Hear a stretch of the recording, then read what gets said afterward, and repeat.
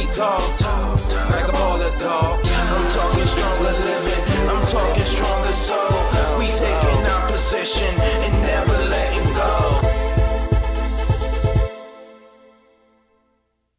Hey guys, happy Wednesday. You know what that means? Wednesday's all about T-Sizzle. It is Tony George, DocSports.com. He joins us via the Miami Acura webcam. And Tony, how's your week been going, brother? Everything good? Everything's good. Had a great NFL weekend last weekend. 4-1 in my 2 cards over the weekend. The only game I lost was half of a teaser. I teased the Bears down instead of teasing the Eagles up. You know, if you tease those off 6 or 7, getting down to a half a point or -1, about 87% of the time that works for you. So I went that route. Didn't think that Philly could go in there and beat them. I really didn't, and dead wrong on that one. So missed out on the teaser, but hit everything else, and had the Chargers and both totals plays under in the Colts game, over in the Dallas game on last Saturday. So we had a good weekend. College basketball was a little down over the last 3 days, which is a concern, but there's a lot of surprises out there right now. You're still trying to figure out, you know, the landscape to get some more consistency there, and it's always a different animal when conference action starts. You'll see a lot of teams that are, you know, 11-2, 12-4, playing a 9-4 or 5 team, and you think, well, you know, even though they're on the road laying a point, you got to really start looking at strength of schedule and stuff like that. Those teams that may have a worse record. I'll give you one of those later, by the way, here in the show. Tonight is a prime example of one of those. But so you're still trying to do some figuring out there. And the NBA's been picking up a lot of steam lately. So, you know, more good than bad, and that's really what you want in this business. It's what it's all about.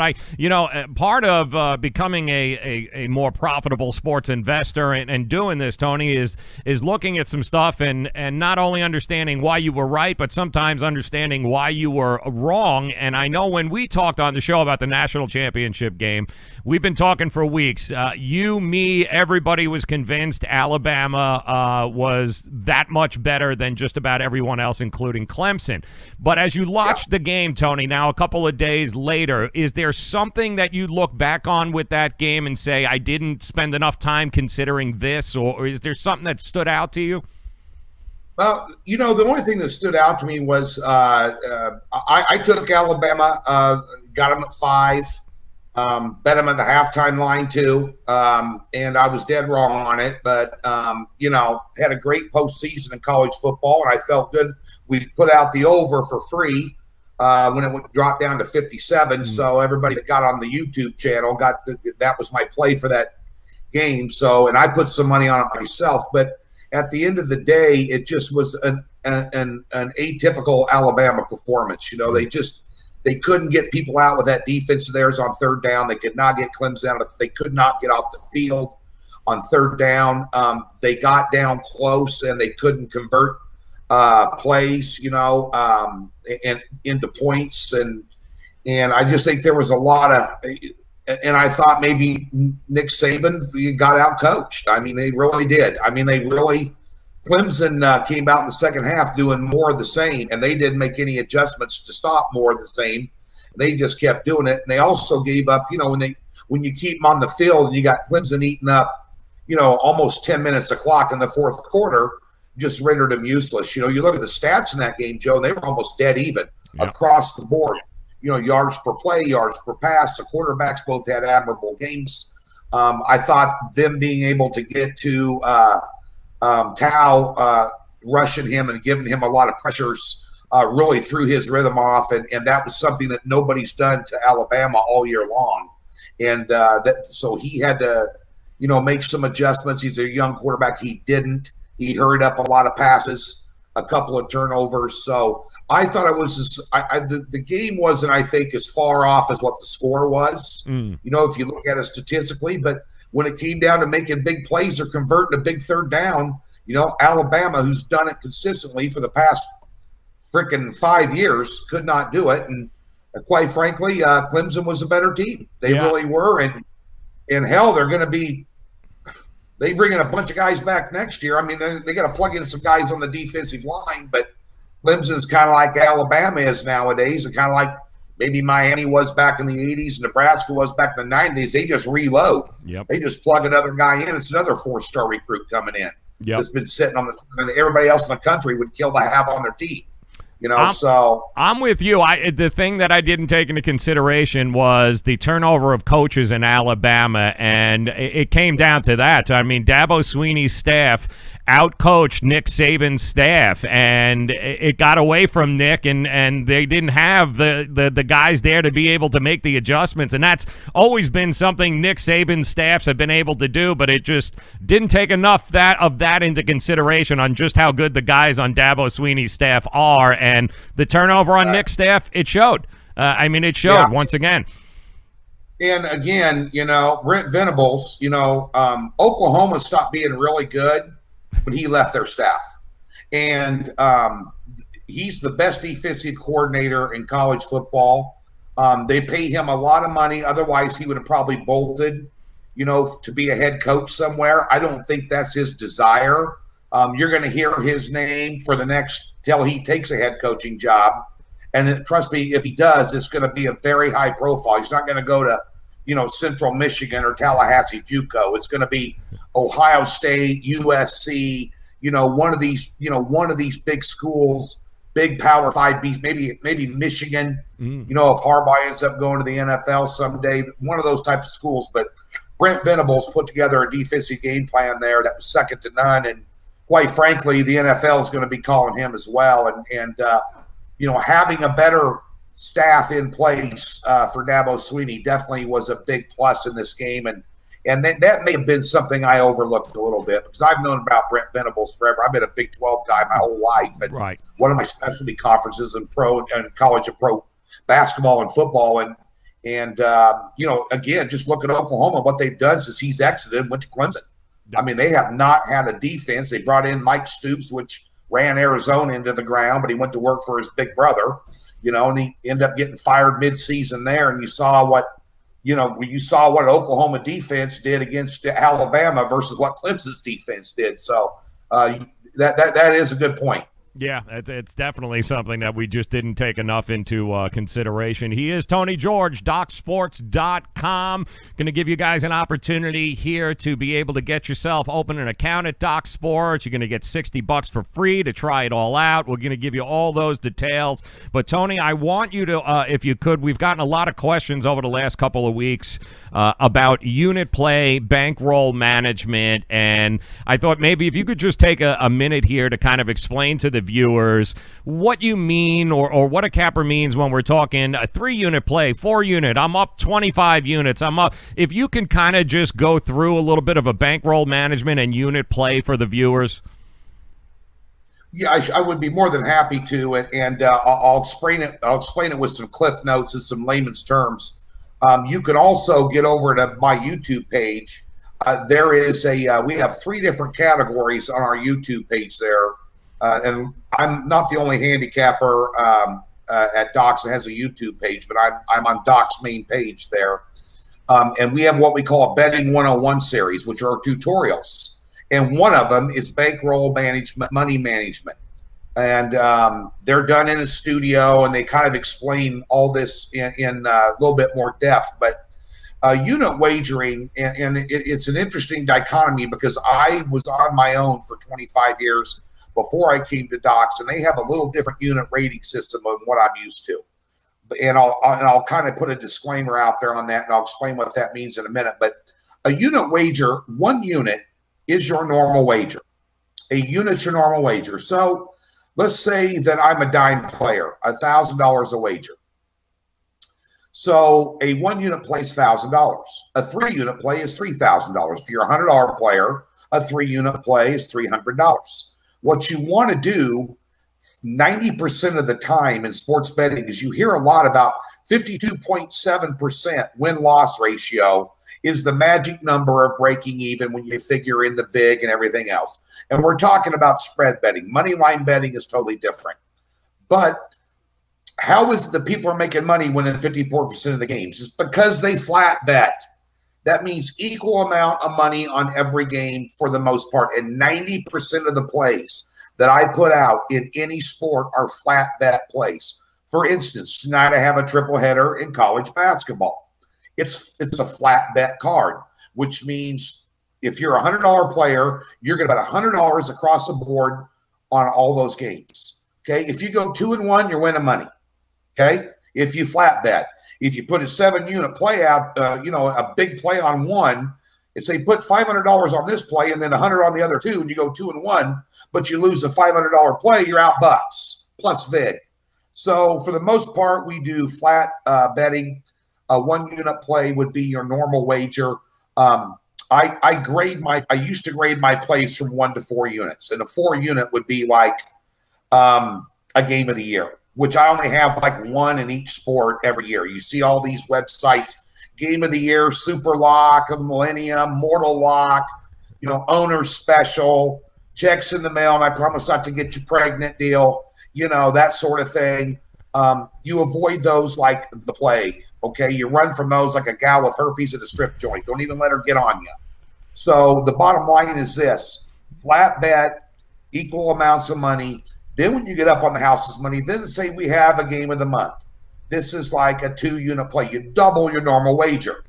And usually when I have a sizable play, I'm going to have one on Saturday in the NFL. I had one week 17. The NFL was the only game I had. I took the Bills when they pounded the Dolphins. I didn't have any other plays out that day. I single them out. When you get a play that's worth double or triple your normal wager, that's what I want you on. That's the game I'm betting. So the other part about bankroll management is I don't care how convincing some handicapper is, some sales hook, some silver-tongued devil on the phone that's calling you up going, look, this is it. The owner's personally got 200 grand on the game. We're only giving this out to a few clients. What's going to be Visa, MasterCard, American Express? I want $250 for the play. Get to Western Union right now. Sell grandma's bonds. Even if you buy into one of those plays, you never, ever wager more than 20% of your bankroll on any one single play. Now, that being said, at Doc Sports, they grade plays from 1 to 8 units. Now, I've never put 8 times my normal wager on a play, maybe 3 times in my entire life. And we're talking $20,000, $30,000 bets now. Those don't come around very often. But what I'm saying is, if I have a 3 to 4 unit play over there, that's basically your normal wager. A 6-unit play is double. 7-unit play is triple. 8-unit play is like 4 times your normal wager. So if you're a $100 player and I say I got my NFL game of the year, yeah, it's probably worth betting $400 on. I don't miss too many of them. And I'm full disclosure, this year in football and even the NBA's been okay. My big plays didn't hit this year like they usually do for one reason or another. It was just bad luck. Then you have that taste in your mouth. Well, Tony was on a 21-7 run, so I jumped on board. And then he puts out a game of the year, and he lost me money. And so they're all pissed off running around the internet, putting you in sports forums, your lowest common denominator, human filth or whatever. But at the end of the day, I understand that because that guy is not 21-8. That guy's 0-1 because he jumped on board. So I take the responsibility of putting out a big play because of that scenario extremely seriously. So if I say I have a game of the year or this is a strong move, I'm usually with the I'm not effing around crew when those come out. I mean, I'm betting those big out. That's at least a 4-number bet for me in Vegas, maybe bigger. So, I got skin in the game. The Ohio State thing I bitched and moaned about, and I'm still bitching and moaning about it. That was a big, big wager for me out here.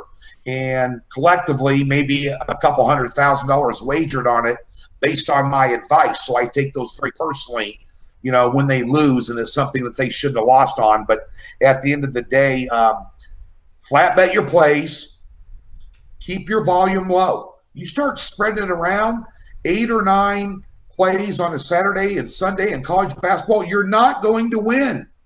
Dial it in, 3 or 4 plays, specialize in some conferences, flat bet them, keep your bets manageable, never bet more than 4, maybe 5 max a day in any sport, especially money line wagering in baseball. And we can talk about that as baseball season nears, how to do the money line wagering. Just never lay over $1.50 on anything. I can tell you that right now. But we can talk about that as baseball nears. And the other thing too is when you talk about bankroll management, remember something, Joe. You're betting numbers. You're not betting games. Have more than one outlet to shop your lines at. I know you're pushing a book on this show, but there's other books out there. You think I just have one app in Las Vegas? Stations app? No, I have stations, William Hill, CG Technology, different ones. Why would you lay 3.5 when you can lay 3? Why would you bet -150 on the Cardinals over the Cubs when you can get them at uwager.eu at -135 or 5 dimes or so, wherever else you're shopping them around? Yep. Shop your lines. If you shop your lines, tell me how many times you lost a game on a hook. And if you find out you could have not lost that game on a hook, especially NBA, because the lines fluctuate. You can have a game at -3 at one book and -4, 5, 4, 4.5 at another book. Same game. Because books are individual. Just because a line moves at the Win out here doesn't mean it moves at the Nugget. Each book, all they want to do is have 50-50 action on both sides of the game, so they're getting their 10% rake. That's all they want. If you got a mutual handle of $2 million on the Chiefs and Colts game, trust me, Westgate wants, $500,000 on one team and $500,000 on the other, because they know they're going to make at least $50,000 on the rake. That's their hold. So keep that in mind, that books are going to have different numbers. Lines swing anywhere from 3 to 4 points in NBA totals from the opening line to tip off. And then you got books in between, where they could be 3 or 4 points off, and hell, you might be able to middle one. Yep.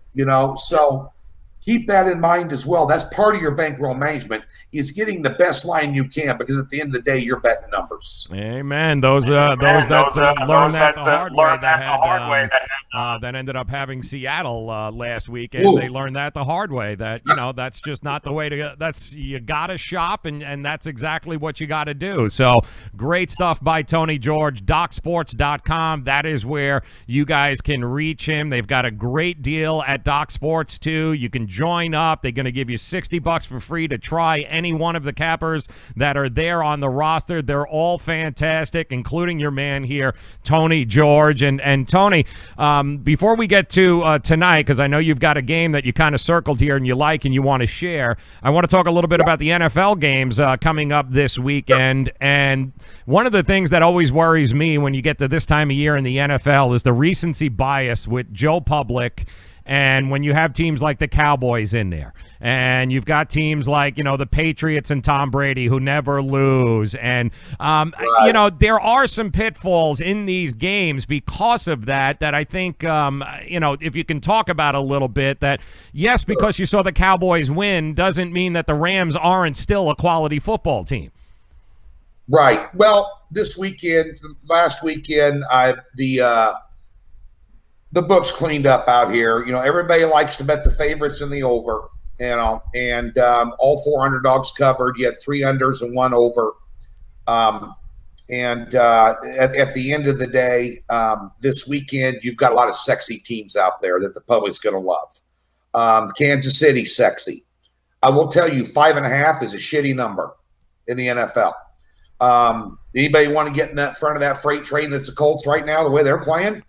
Especially with a bad defense. But all the hype is Patrick Mahomes. They're not missing a beat without Kareem Hunt. Arrowhead, they're unbeatable. Well, Andy Reid's one of the worst postseason coaches in the history of modern football. Bob Sutton is one of the worst defensive coordinators operating with a job and a salary today in the NFL. And yes, Kansas City lacks some talent. Dallas getting 7, America's team. They're begging you to take Dallas. They're begging you. Come on.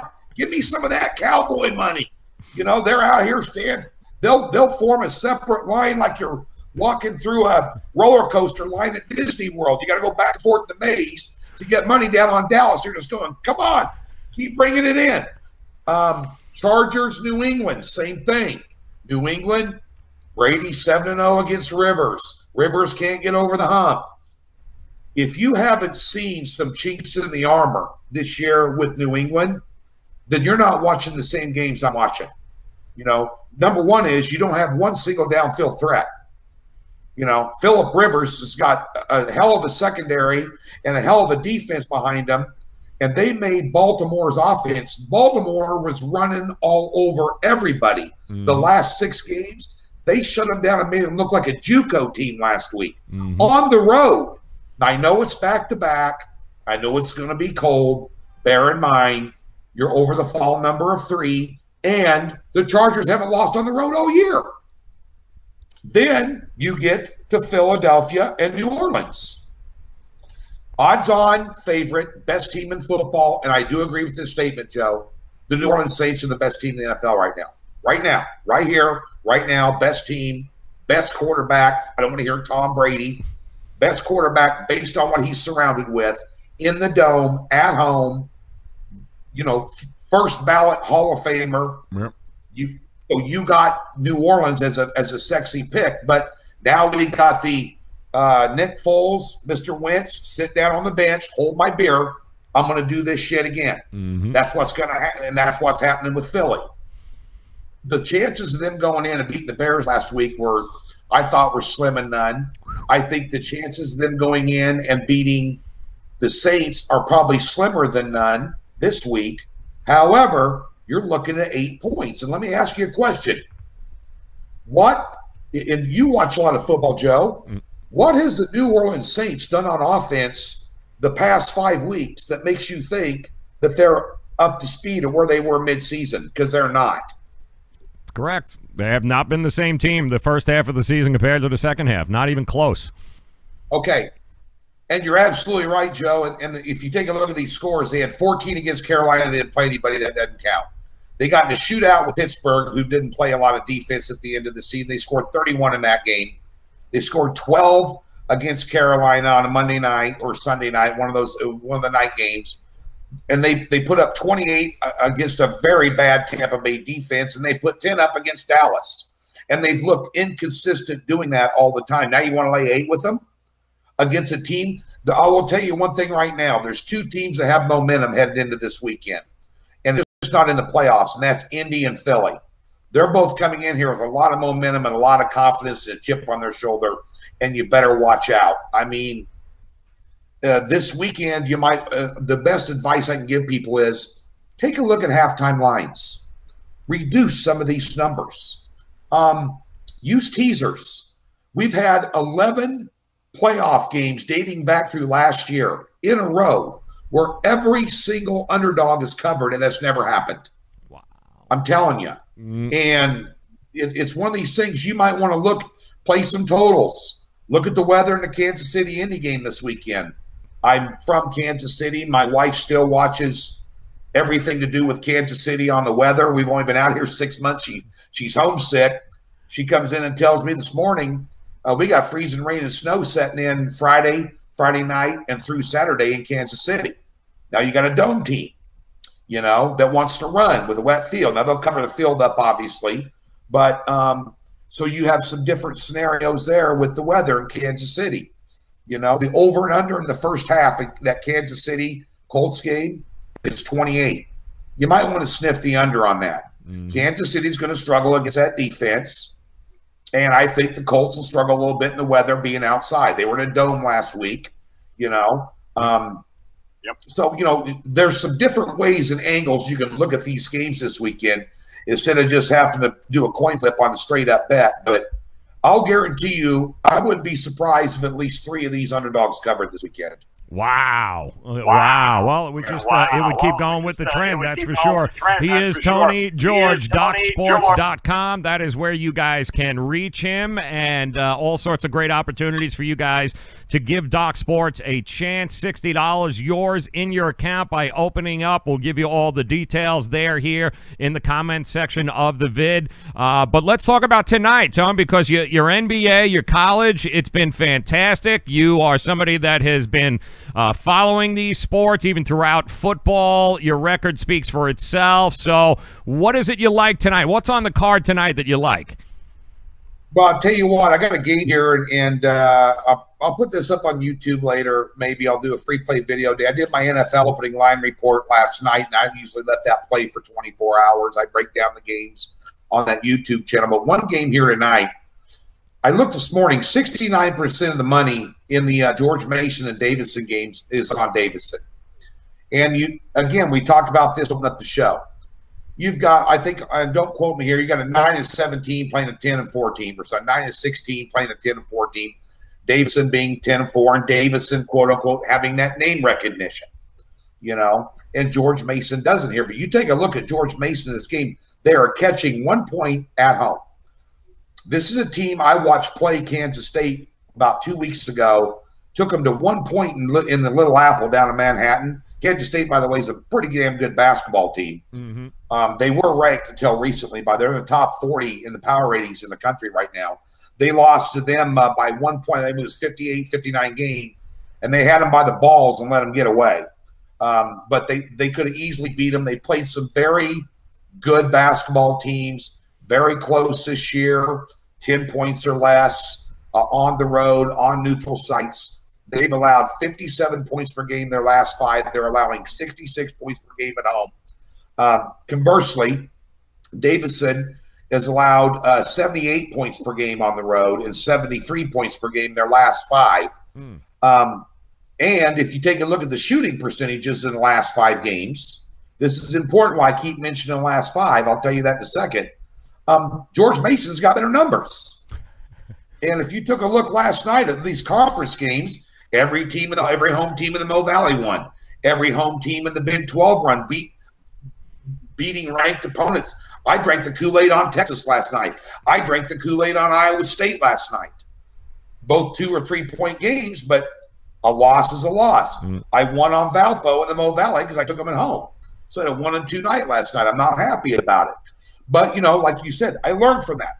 Okay, let's take a look at some of these home road dichotomies and records, and especially in these small conferences, the A-10, the Mo Valley, the West Coast Conference, some of these other small Conference USA, the AAC Conference. There's a lot of home road dichotomies you got to look at here. And I'm telling you right now, I think you have a home team tonight catching points that's going to win by 5 or 6. Give me some George Mason.